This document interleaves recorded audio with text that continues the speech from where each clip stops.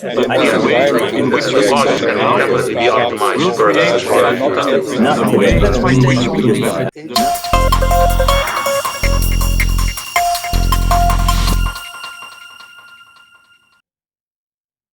All right, folks. Today, we're diving into the often confusing, occasionally terrifying, but always fascinating world of energy. And my guest today is Carmen Font. Now, Carmen's career path is like choose your own adventure novel on steroids. She's done everything from corporate banking in Brussels to whispering a sweet trade deals into the ears of who else than British government. And we know they loved it. And somehow she ended up in charge of investments for an entire region in Spain. That's like going from playing Tetris to suddenly managing the whole Jumanji. But Carmen isn't just about collecting impressive titles like they are Infinity Stones. She's leading something called natural hydrogen investments. And if you're thinking, natural hydrogen, is that like unicorn tears or something? Well, it's not quite that magical, but it's damn near.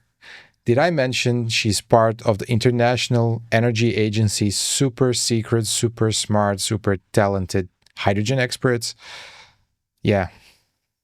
Carmen, welcome. Hello, Ernest. It's a pleasure to be here with you today. So thank you very much for the invitation and hosting me. For the beginning, tell us, who is Carmen Font? A bit about your company and how did you end up in natural hydrogen field?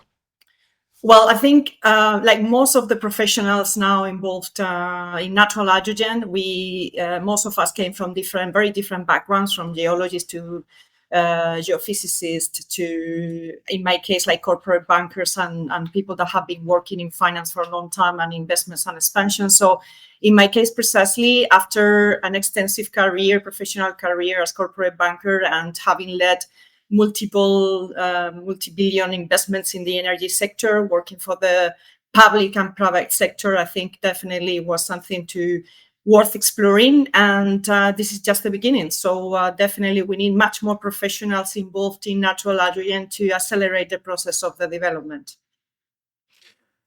Considering their specific risk profile, what financing mechanisms and investment models are most suitable for natural hydrogen?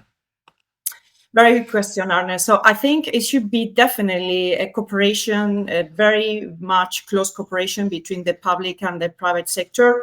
At the moment, the ideal would be to definitely involve much more the public administration, meaning the European Commission, European Innovation Council, the European Parliament, national governments, regional governments, because with that support, definitely it will help a lot to investors to de-risk their projects. And that's what we are aiming for. Basically, we are working closely with the European Commission, the European Innovation Council, and so forth in order to establish specific schemes for the development of natural hydrogen in terms of investments, which means that there will be hopefully soon specific funding for equipment and so forth. So basically for covering the funding of investments. And that's the reason why, as I said, is vital. Why? Because obviously the private investors will see that with the support of the European Commission in specific projects, well, we are the risking projects, and at the end it will be much more attractive for the private investors to jump in. So at the moment, on the other hand, most of the projects are led by startups globally, which means that indeed, these startups are usually seeking for a joint venture with other very well-chosen partners, usually in the upstream or downstream business in the traditional oil and gas, but obviously open to venture capitalists and so forth. So this sort of joint venture helps a lot in order to basically cover the full value chain when developing an investment project, and particularly in natural hydrogen, because the costs associated to the investments are very high, and to the hydrogen production. So they are very intense in capital, and therefore the joint ventures usually for the sort of, as I said, startups leading it right now, the path, it seems to be the appropriate one. Always, again, with the ideal backup from the public sector. This could be really an added value to accelerate the development of natural hydrogen, not just in Europe, worldwide. How can we leverage the public-private partnership to accelerate investment in natural hydrogen? Very good question. I think definitely we've seen a lot of public funding schemes for green hydrogen. We've seen the Innovation Fund. We've seen, obviously, the European Investment Bank also backing up projects. But there is very little, some schemes, but still very little and limited to natural hydrogen, where natural hydrogen projects could fit. So, as I said, if we can widen the schemes that are right now there in order to fit natural hydrogen projects, it will definitely help to the risk projects, and we will make projects much more attractive for private investors. And we've seen great advances. In fact, we've seen like Bill Gates Fund investing in Coloma. We've seen also in the States, which are quite advanced. In fact, the government of the United States have injected 20 million for further research and mapping of the potential reserve fund and so forth. But indeed, the collaboration between the public and the private, it's paramount, it's essential. And that's the right path to follow, in fact, to sort of replicate all over the world. No? We've seen also startups in Australia, for instance, be backed up by the government with the legislation, appropriate legislation there. So it's, as I said, first of all, we need to get the right legislation from the public administration in place, that we have this in some areas or regions worldwide, in Europe, in France and Poland, for instance, but still there is plenty of work to do. Walk us through the CAPEX for natural hydrogen projects in comparison to other renewables. What's so different? Yeah, well, very good question, in fact. We've seen green hydrogen projects are still taking off. Unfortunately, we've seen some of the projects now, there is a sort of bottleneck globally. And we've seen some of the projects, for instance, with Ørsted stopping their initial willing to launch their project after the FID taking. So the CAPEX are quite high. In fact, the OPEX for the projects are in green hydrogen indeed are very much linked to the cost of energy, which is quite high at the moment. So that's why, with an uncertainty, global uncertainty at the moment in terms of financing globally, with the elections in the United States and the sort of complexity globally in terms of geopolitics, this is impacting actually the projects in general. Green hydrogen projects. And in terms of natural hydrogen, it's a big difference, in fact, because the CAPEX is, for instance, in the project in Spain we are developing right now, the CAPEX, it's 500 million. In total, the investment would be 900 million. So mostly the CAPEX would be 220 million would be related to equipment. The rest of the CAPEX will be related to the wells themselves, to developing the wells. And that's the main difference, that the power is not really related or impacting the OPEX as it is in the green hydrogen projects. And therefore, this is really a strength. And also that the projects are very, very attractive in terms of return on investment, in terms of the IRR. I think this is very important, Ernest, because we are talking about 60% IRR in the projects, which is really attractive, as you can imagine. So this is the point, no? That if proven successful, it could really be a very good opportunity for many private investors to jump in. And we are seeing the main large companies in the oil and gas really looking carefully to the projects globally. Some of them are taking a direct involvement, such as Ecopetrol in Colombia or Petrobras in Brazil. Also, we see really movements lately in the last 2 years, I would say, of really the large players being involved in projects, still waiting to develop concrete projects and see how it evolves, but definitely in seeing this as a good opportunity for their portfolios. Are there any OPEX differences, specifics? Yeah, well, as I said, the main difference would be power. I think the energy cost at the moment is really proven a challenge and a bottleneck for many projects in green hydrogen to take off or to slow down the usual path or the path that they were foreseen for the development of those projects. So in our case, basically, in natural hydrogen, the OPEX will be related to the usual,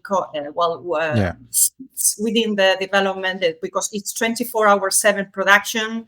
So it's more related to the human resources cost, to basically the operational regular cost, and really the intensity in power and so forth, which is definitely, as I said, a strength for those projects to be very profitable and successful, in terms of commercializing these projects. How do you see the levelized cost of hydrogen for natural hydrogen evolving in the coming years, and what factors will influence this? Well, a very good question. I think we haven't mentioned that yet, so this is the opportunity. I think what is really attractive about natural hydrogen, it's the cost. The cost of production, we are talking about 0.75 in the case of the project in Spain, which is the first flagship project in Europe, but it's a global consensus among the players right now. So we are talking about average $1, €1 cost of production of natural hydrogen. So imagine what does that mean? Imagine that we could have natural hydrogen in the market, really contributing to the energy mix, because we have to see this as a new energy resource that definitely have to be included in the energy mix. And definitely the off-takers and the industry need to see it as a new opportunity for them to decarbonize their processes and access very competitive, sustainable energy source, very competitive and sustainable, that it was not before included or available. So this would revolutionize definitely the scheme of the energy mix that we have right now globally. And therefore, the delivery cost would be truly, it would be truly attractive in terms of what is out there in the market with other types of energy resources available. No, so this is very important, Ernest, and I would like to stress out this. Natural hydrogen is not here to compete with green hydrogen at all. We need any type of hydrogen available for companies, for the mobility, truly to decarbonize. So therefore, natural hydrogen could be seen as I said, being added to the energy mix and not being seen as a competitor. So we need anything. We have, as you know, very, very ambitious goals in Europe in terms of hydrogen production. We have the 10 million tons of renewable hydrogen production by 2030, and indeed the ambitious of importing also the same amount, 10 million tons. So this could be definitely something that could ease this sort of pressure to produce hydrogen in Europe and globally, and definitely an energy source that we need to explore. What are the potential revenue streams and business models for companies in natural hydrogen sectors?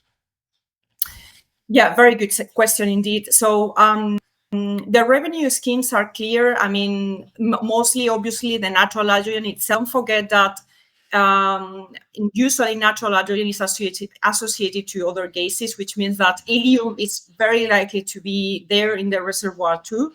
In our case in Spain, we are counting on that, and in fact, that's why. In fact, that is why the cost of the project is 900 million, because we are counting on the helium, which is a raw material, as you know, globally, and particularly in the European Union, we do not have helium, which will mean that we will have in-house production of helium, and will definitely will mean a lot in terms of energy sovereignty, in terms of self-sufficient production of helium. And just with the cryogenization unit, the cryogenic unit for the helium, that increased quite substantially the cost of the project. So counting on the helium will mean that the profitability of the projects would be substantially much more attractive for investors. And then I would say, as I said, obviously the natural hydrogen, the helium, And then, that would be mostly it, because in terms of the trading schemes for carbon footprint and so on, the emissions will be very limited and will be captured, which means that we don't not foresee this as one of the main basically profitable resources within the projects. I like to say that natural hydrogen is a byproduct of helium when you compare the prices. How can we create a stable and predictable regulatory framework to attract long-term investment in natural hydrogen? Very good question, Ernest. I think this is the main bottleneck, to be honest, to be thinking about commercializing natural hydrogen within this decade, of course, and in the coming years. No, I think this is something that we need to all realize. This is the first priority. I mean, it cannot be that we still seeing like inner decisions in terms of countries being more advanced in the sort of the strategy, which obviously position them as a leaders in terms of natural hydrogen production worldwide. So we see legislation in Australia in 4 states, 2 of them under the mining code, another 2 under the hydrocarbons law. Obviously, we see the states very much evolved and advanced on that too. And in Europe, we still have France leading it since 2022. I think they were the ones really pushing forward natural hydrogen development and helium in their country. So even Macron announced a scheme of 20 million public funding to support the development at commercial level of natural hydrogen in France, which is exceptional. And Poland also moved forward last year in November with the regulation for natural hydrogen implemented in their country, but that's it. So in Spain, we are really working closely with the Ministry for ecological transition and demographic challenge, also with the government, of course, of Aragon in terms of the environmental impact that we are waiting for in the coming months to have. And as I said, we need the European Commission, we need ACER, the European Association for Regulators, we need the European Parliament, and definitely European Innovation Council to work together with the private sector to move this forward. So ideally, we need to have obviously a sort of guidance in terms of the ideal regulatory framework for natural hydrogen in Europe and also obviously in the different regions globally. My impression is that they are still looking at the natural hydrogen with one eye closed. So could be, I think, good point. I think it's unbelievable. I mean, it's quite unbelievable. But despite of all the echo going on, now I think it's the time where things are really taking off. And as I said, 2 countries now have regulation in Europe. The world is really looking into it. The big players are really looking into it. We know that, for instance, you heard about Cepsa in Spain selling their upstream business in Colombia and Peru recently. We know that Repsol is looking into natural hydrogen seriously and doing some research and working with their teams into looking into this opportunity and including this in their pipeline or within their pipeline of projects. So I think things are moving, still in the shadows. But as you said, we need to really be aware of the potential and definitely include it because it would be in the benefit of, as I said, the energy sovereignty, not just at national level, at European level and in the different regions globally. So definitely we need to, as you said, do not look at it with the eye closed, but really open eyes. No? What are the political, economical, like global geopolitical consequences of natural hydrogen? Maybe we should seek for that answer there. Yeah, very good question. I think this is a sovereignty matter in terms of where countries or regions want to be in terms of energy.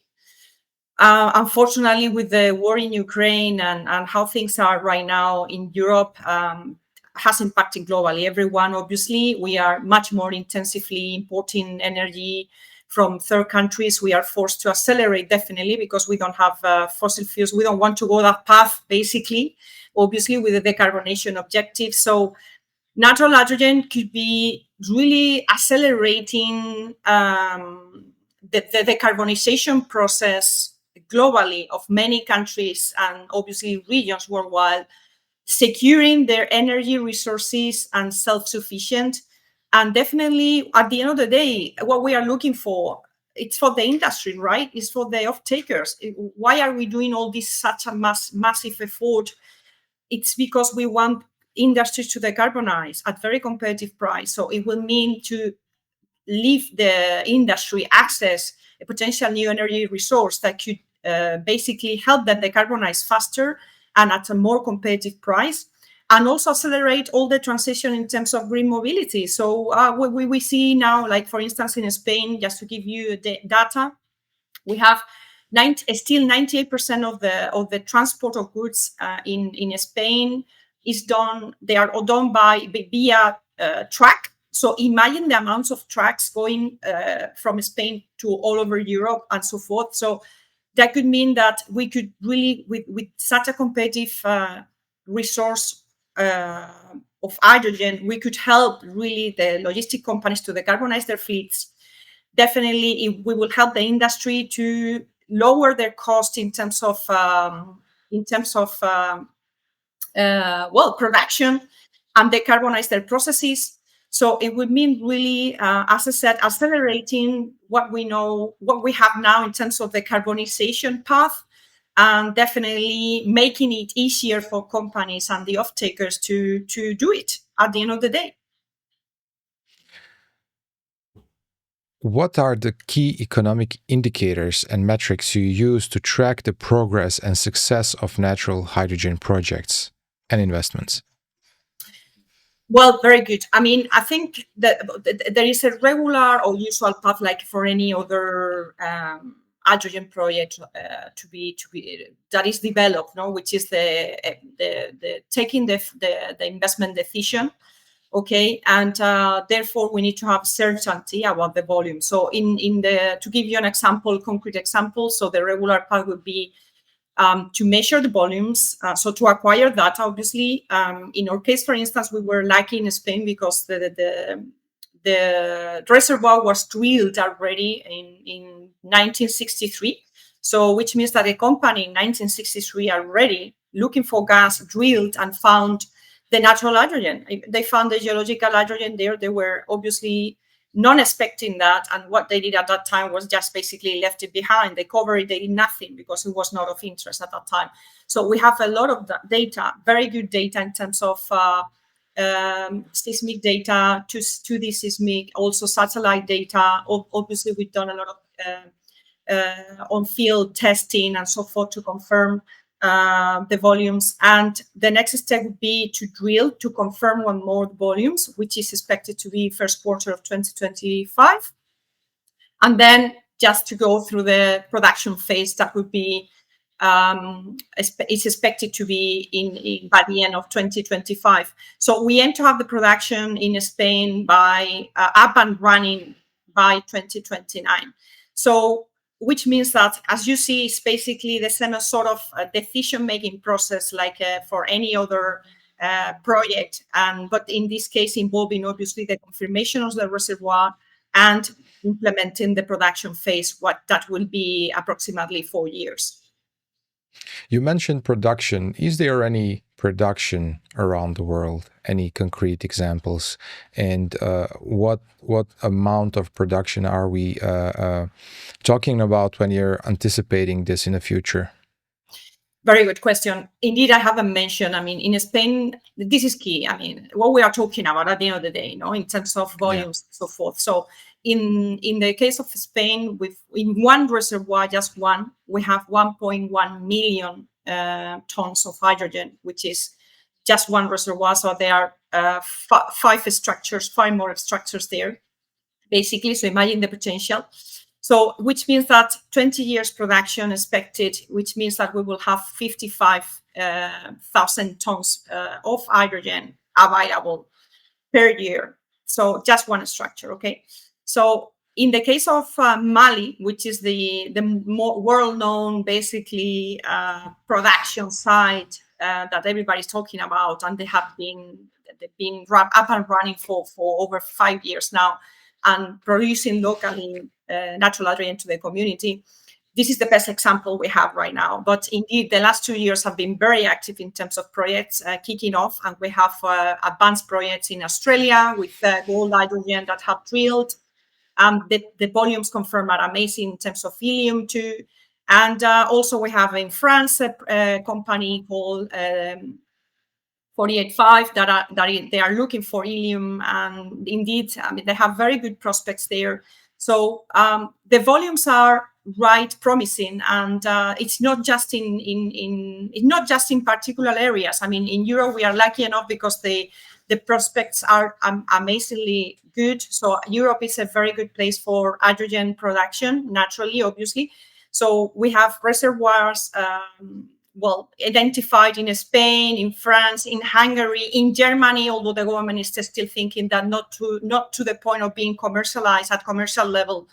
But in Hungary, as I said, also outside the European Union, in Albania recently, amazing news in terms of prospects, in Finland too. So it's now, since the last year, we've seen published a lot of scientific data confirming potential reservoirs and potential prospects that could really, it's worth looking at, worth looking at. So paramount, again, the legislation, paramount, again, to have all the support of the administration in terms of the permitting and the risking projects, because at the end of the day, the IRR is so good. It's so good that naturally investors, private investors, are going to be attracted to these projects. It's a matter of really having the right framework in terms of legislation and the support of the government in terms of also, as we mentioned, of public schemes that could de-risk projects and definitely accelerate the development of natural hydrogen worldwide. How has your leadership in companies like Raven and Helios shaped your perspective on natural hydrogen's potential? Well, very good question. Indeed, I think as Europeans, we need to really be much more ambitious in terms of attracting foreign direct investment into Europe, the right deep tech that we want to have in order to bring in as many as deep tech technologies that could help us to produce made in Europe hydrogen. So basically, I've been very much concentrating after all the extensive experience, professional experience during the last years, basically helping those deep techs to come to Europe and to develop and scale up projects in Europe. Don't forget, obviously, that we don't have to, one project is nothing, Ernest. Obviously, we don't do much with one single project. We need to have a pipeline of projects from different companies. So help startups and help companies to develop their projects in Europe and to scale up those projects, have a pipeline, and obviously help them to nurture these projects with the right investors behind and the public support.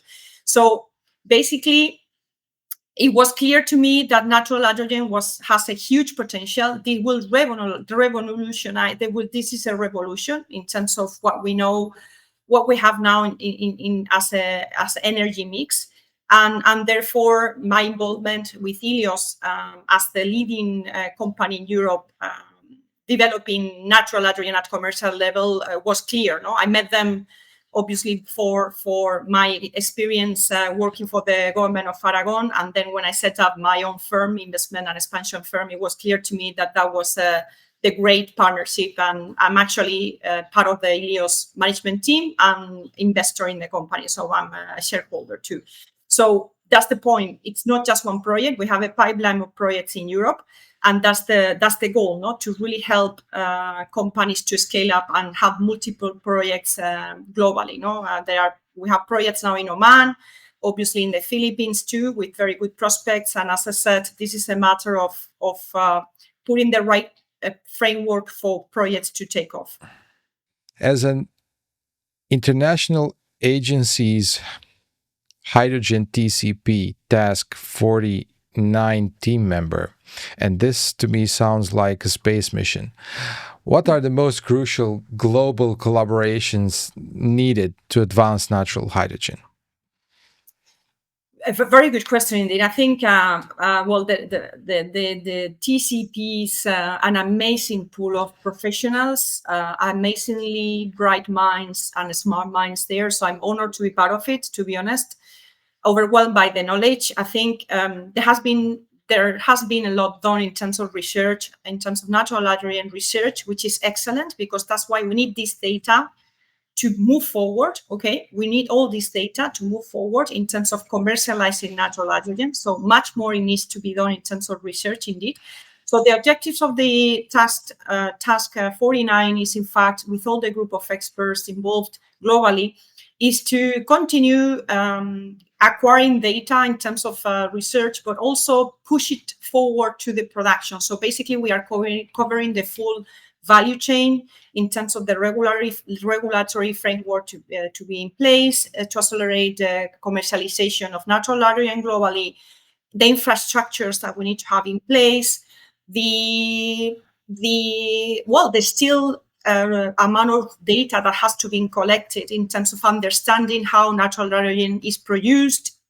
So as you see, basically, it's a global overview. It's an overview of what is needed to really accelerate and to really consider natural hydrogen as an energy resource to be to be there for investors, for the administration to look into it, and at the end of the day, for the whole quadruple helix, the academia, obviously the private sector, the public sector, and obviously the society, the society as end consumers of this also natural hydrogen resource.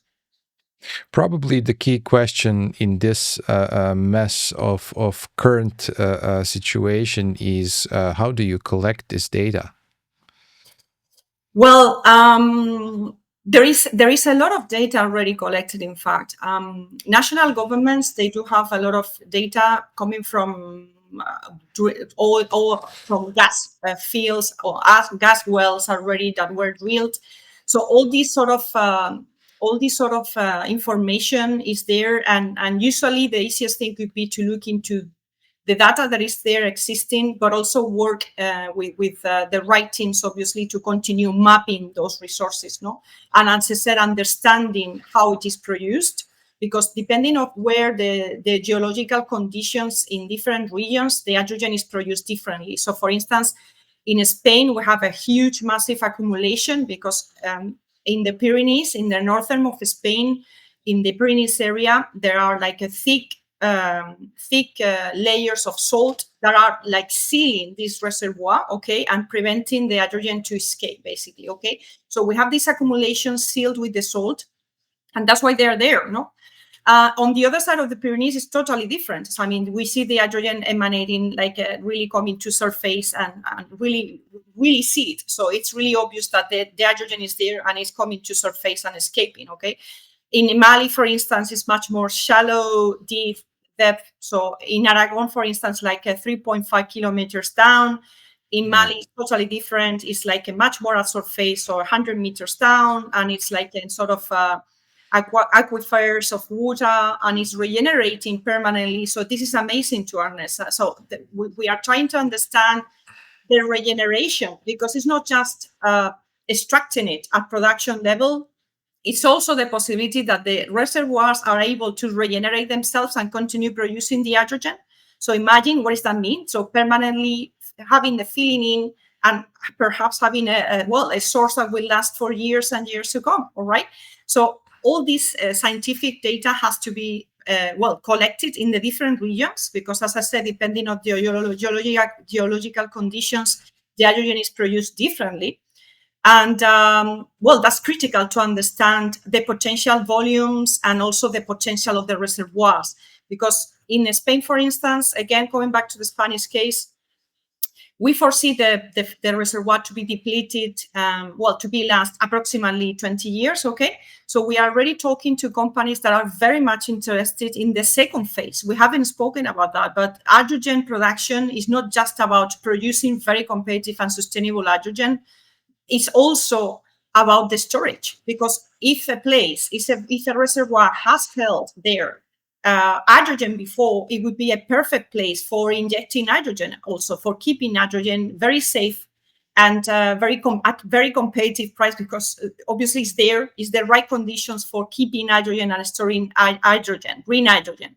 So amazing opportunity for the TSOs also, the ones in basically building and basically, structuring the European backbone, for instance. Like, why not to bear in mind, as it has been the case of Spain with Enagas, those structures that could have potentially very competitive hydrogen in the coming 5 years, and bear in mind these reservoirs and this energy resource for the future infrastructures that are being built in terms of transporting hydrogen in Europe. So this could be extended globally. So this is very strategic in a sense of also bearing in mind which infrastructures are going to be built and have in mind the natural hydrogen potential in order to build much more effective infrastructures that could connect the production with the offtake.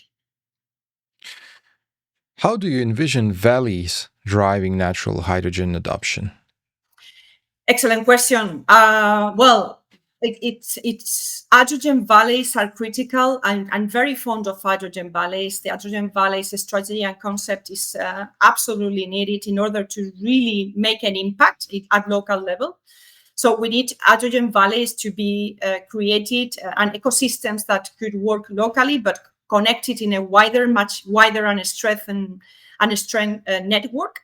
So the same thing doesn't work in every place, right? So we could not pretend that green hydrogen could be implemented everywhere, okay, or green hydrogen projects or through electrolysis, right? Because sometimes there is not the right grid there, there's not the right transmission, so it costs a lot, it's very expensive, and so forth. So we need to really think strategically and define hydrogen valleys based on their local resources, okay?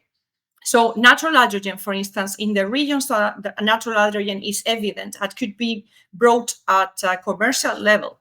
It could really mean a lot for that local area, because they could just provide very competitive hydrogen locally, but even to the extent of exporting elsewhere, okay? And helping connect these sort of regions through the hydrogen valleys scheme. And perfect. I mean, there have been. I was in one of one summit about energy, and there was an investment firm very well known in Europe saying that, it's foreseen that there would be 3 main hubs in Europe producing renewable hydrogen. That could be Iberia, all the Nordic Sea area, and all the Baltic Sea area. So, as I said, so we need to explore any avenue, and definitely natural hydrogen could be a game changer for those regions that could bring it to commercial level. And we don't have to forget about cohesion. The hydrogen valleys, Ernest, is not just about production, obviously, and connecting the production with the offtake. It's much more important. It's about cohesion. It's about interregional investments among regions in Europe. And it's about, connecting production hubs at European and obviously at global level. So it's very important. What investment opportunities in natural hydrogen are you most excited about within Europe and globally?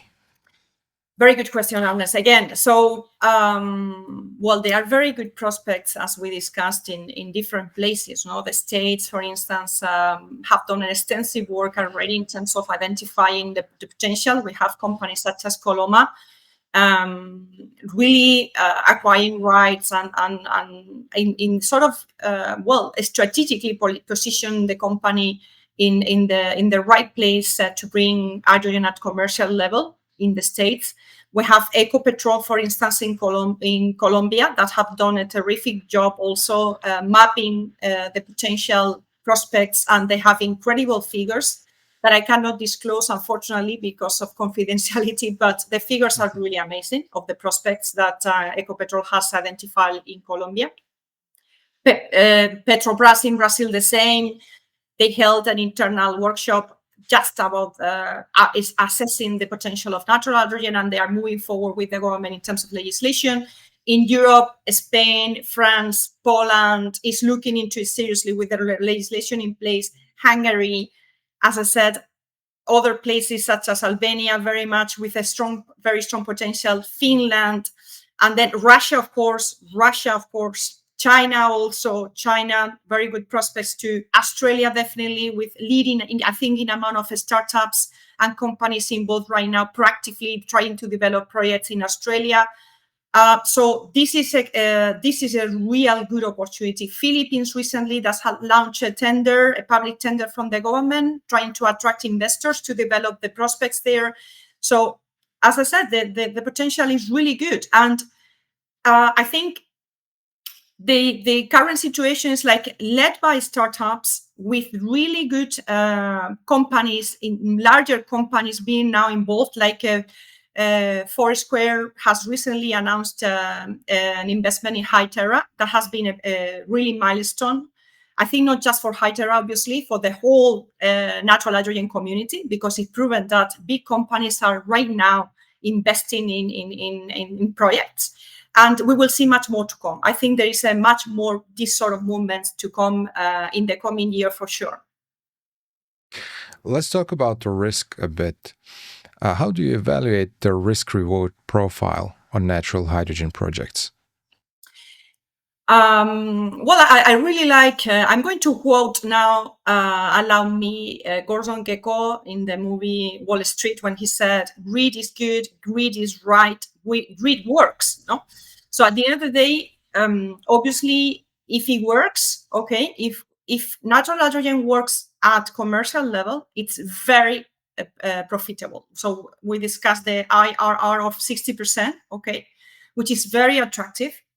So definitely what we need, Ernest, right now, we need to be working very closely with the public administration, with the European Commission, European Innovation Council, as mentioned, ASER, and at the end of the day, national government, the national administrations from the member states in Europe and globally, at the end of the day, it's regulation.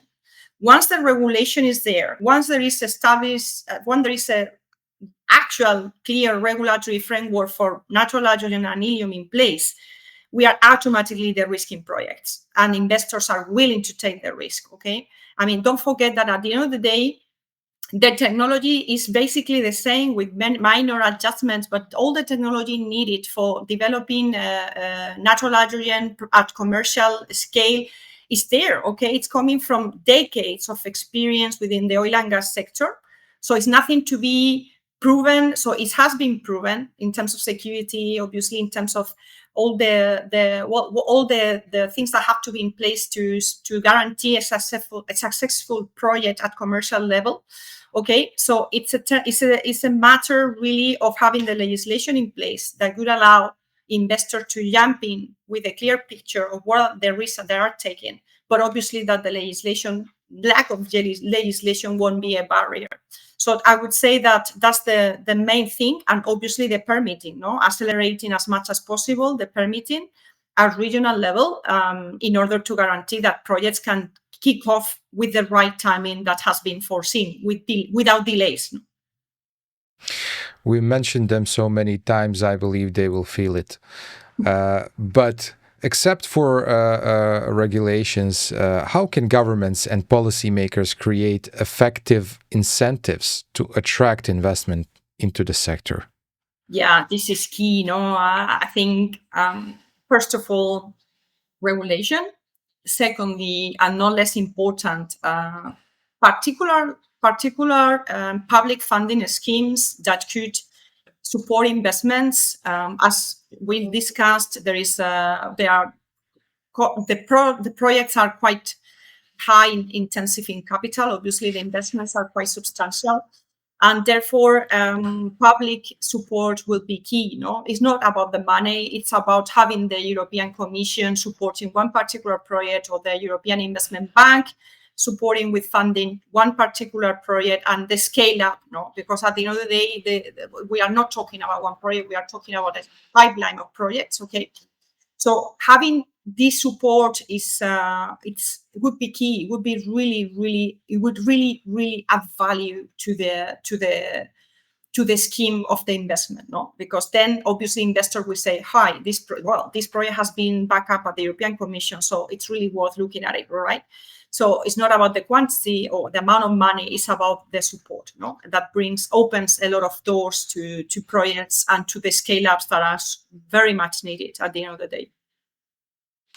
How do you see the natural hydrogen value chain evolving in the coming years from production to end use? Well, I think it's evolving very fast, but still we do have clear bottlenecks. For instance, I met recently and have a very interesting meeting with a truck maker, a European truck maker, manufacturer. And they were saying, oh, okay, we have to go through a joint venture with another company in order to develop the infrastructures, okay? Because unless we do not have hydrogen refilling stations much more deployed, the companies basically in the logistics, within the logistics, long-distance logistics in terms of trucks, will not buy or will not purchase lorries. And this is sort of like, chicken and egg dilemma, no? We don't have the infrastructure. So if we do have this competitive natural hydrogen in the market, that would ease the pressure in the green hydrogen projects. Although, as I said, we need any hydrogen. So any hydrogen would have the offtake, okay? Will have the offtake. So indeed, we will contribute to definitely accelerate the decarbonization process and give a favor and really contribute to the whole supply chain and the whole value chain, right? The whole value chain within the hydrogen, from the production to the offtake, and definitely this is something that we need to bear in mind. So the value chain is going to be transformed in the coming years very much, but still the current bottlenecks could be eased and definitely could be improved, in terms of breaking this barrier through natural hydrogen, for instance. So the sooner we realize this, basically the better for the whole value chain. Going even deeper, how can we establish robust certification and standards for natural hydrogen to ensure the quality and sustainability? Yeah, well, the certifications, there are already globally clear willingness, and they have been, there are schemes already in terms of certification in place, such as in Europe and other places in the States and so forth. So certifications are absolutely needed indeed. Otherwise, if there is not an homogeneous certification in Europe and other regions, it would be much more difficult to commercialize, indeed, in this case, natural hydrogen. So certifications in the case of natural hydrogen would be obviously they have to be in place, right? So we cannot talk still about, we talk about colors, still a lot, and we shouldn't be talking about colors. We shouldn't be talking about green or blue or pink. We should be talking about carbon footprint at the end of the day, okay? About projects, how much they impact in terms of carbon footprint.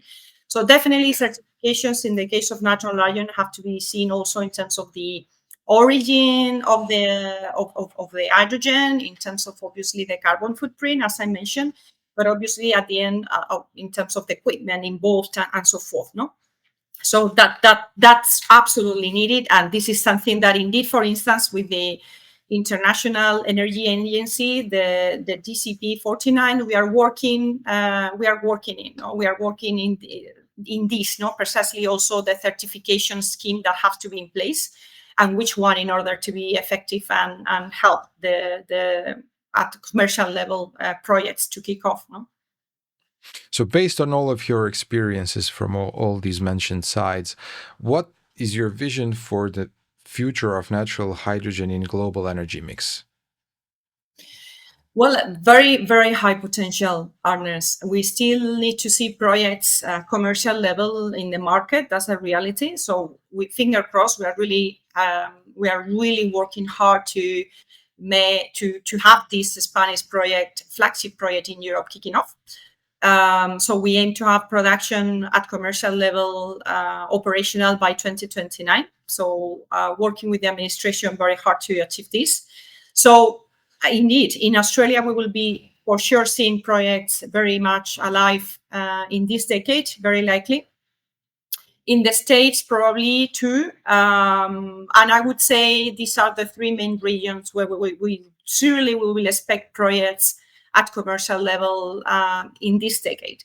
So that would be really the milestone that would make the larger players definitely realize that why not to make the transition, and if everything is pointing towards decarbonization and sort of leaving the fossil fuels regular projects behind or slowing down, okay, why don't they should look at this as a strategic corporate decision in terms of seeing natural hydrogen as the next projects where they could be moving forward to. And we haven't mentioned this, but I think the skills also required. This is very important. I mean, we do not have to think about natural hydrogen as well. We need to really have super new skills in place with new professionals. Not at all. I mean, all the skills that have been there in the oil and gas sector for decades, these skills are very much needed in the development of natural hydrogen. So we could do definitely a shift towards the Green Deal vision of the European Commission, for instance, to give an example. All these skills are needed in the natural hydrogen project. So to train or upgrade these professionals from the traditional, for instance, gas sector to the natural hydrogen, because that could be the smartest thing to do. And indeed, you don't leave anybody behind. Okay, so that's the vision. What key milestones will you expect in natural hydrogen sector in the next, say, 5 to 10 years? Commercial projects, natural hydrogen at commercial level. I would say that would be definitely the milestone for the coming next years, 5 years. So we should expect commercial hydrogen within the 5 next years at greater scale, not just Mali. So concrete projects up and running. And definitely understanding much better in terms of more research, understanding much better how is it generated, what are the actual prospects.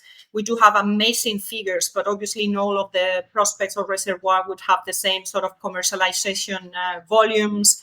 And we need to understand this very well, which reservoirs have a very high potential at commercial level. And therefore, I would say, that would be the critical next steps. And indeed, the risking projects with the legislation in place. I'm certain that in the 5 years to come, we will have much more countries with the right legislation in place for natural hydrogen and helium.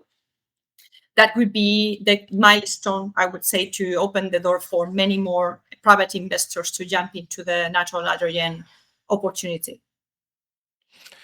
And finally, what is the one key message you would like to leave to our audience regarding importance of investing in natural hydrogen? Well, the key message would be we need to work together, basically private sector, in terms of making it happen. Without the administration, without the public sector, it won't happen at all, or a very slow path. Projects won't be the risk, and definitely will take, we won't really have this opportunity at commercial level within the speed that it should be advisable, or we should have. So the key message would be we need to strengthen, continue working very tightly, both public and private sector, and definitely see this as a truly source of energy within the energy mix that will help the industry to decarbonize, and definitely will help ease the pressure in terms of the ambitious targets globally of hydrogen production.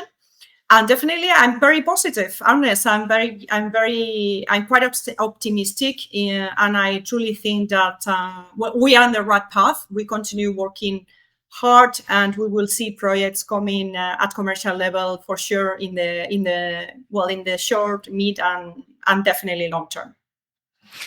Listen, guys, this means invest your money today or be left out. So basically, that's the best message for the end, I think. Carmen, thank you so much for being my guest today. This is more than informative. Well, my pleasure, Anders. Thank you again for this opportunity. Delighted to be with you, and obviously thrilled that we can spread the news. No, so we need to continue working together. So again, thank you for hosting me today. Thank you, and we will talk again soon for sure. Looking to amplify your brand in the hydrogen energy sector? Welcome to H2 Energy News, your go-to platform for impactful industry insights. Every month, we connect with over 80,000 visitors and generate more than 251,000 page views. Our reach is unmatched, with over 1.2 million web impressions and a loyal social media following of 9,000 plus. Our newsletter reaches 77,000 plus subscribers, decision makers, industry leaders, and innovators. Want to target specific markets? Our geo-targeting capabilities cover Europe, the United States, and the MENA region. We reach key stakeholders, 27% senior executives, 32% directors, and 20% owners and partners. H2. Energy News isn't just a news platform, it's where the hydrogen energy community converges to shape the future. Join us and let's make an impact together. Visit energynews.biz and take your brand to the next level.